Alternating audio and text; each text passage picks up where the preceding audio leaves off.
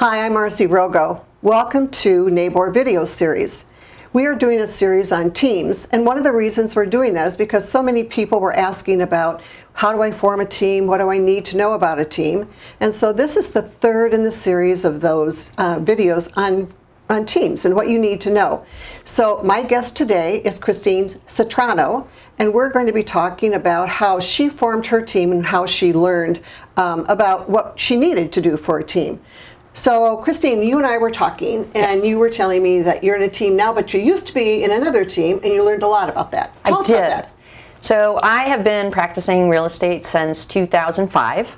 And after a couple of years of being solo, I was approached by an associate in my office, very successful associate, asking if I would like to be her partner. And I hadn't really thought about it before. After talking to her and listening to what she had to say, I said, yeah, let's give this a shot.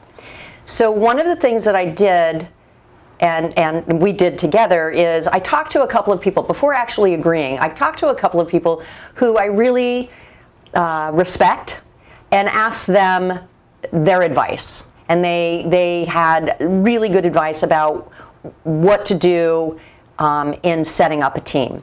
And it was really just putting a contract together about, you know, what are the expectations, who does what are the responsibilities of the roles, and the most important element of that contract, it was how are you going to handle your business should you dissolve the team. So you have, this is how the team is going to operate, and should the team come to an end, this is how we're going to close it out.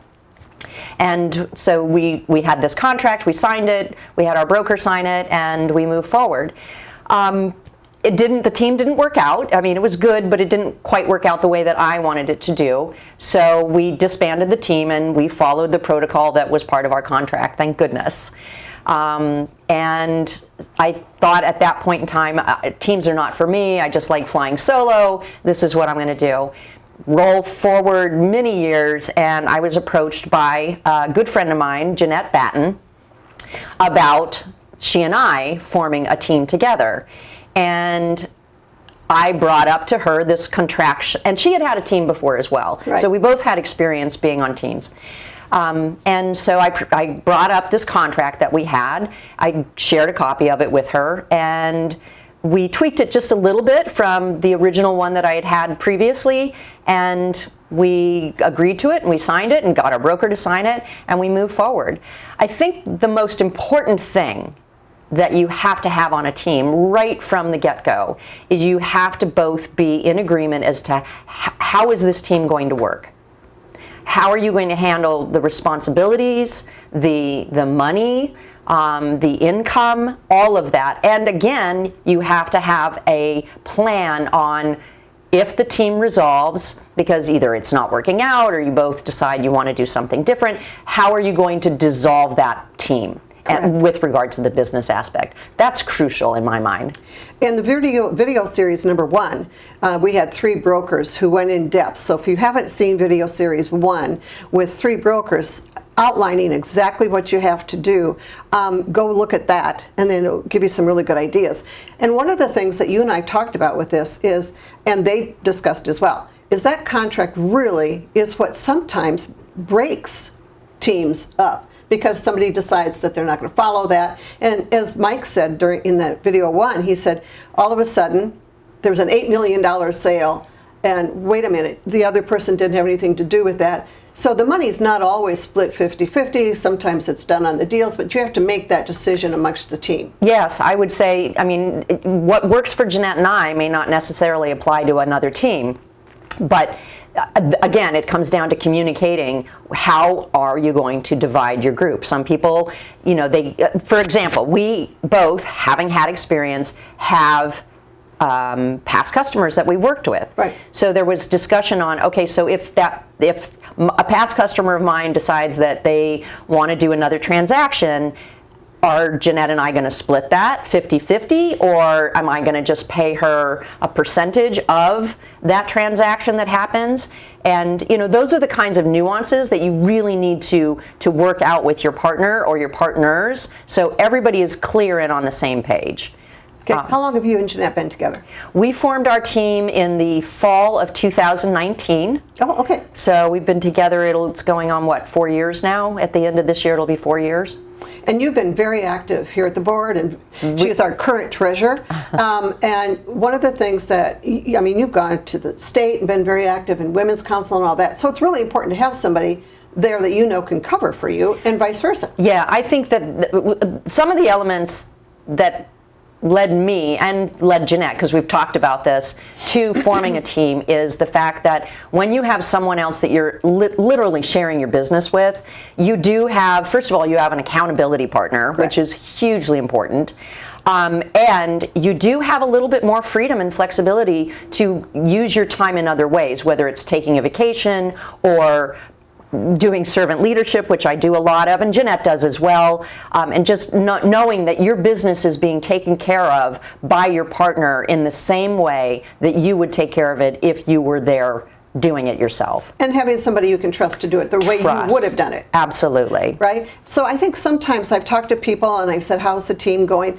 Oh, it's going okay. And I said, what's the okay? Well, I wouldn't have done it that way. She did something and I wouldn't have done it that way. And so it's really important that you have that continuity, that you both think alike and how you approach things. And there have been times when I've done things that she would have done differently. She's very, and vice versa. And we're very respectful of those differences, but we also have conversations about it. So going forward, we have an understanding.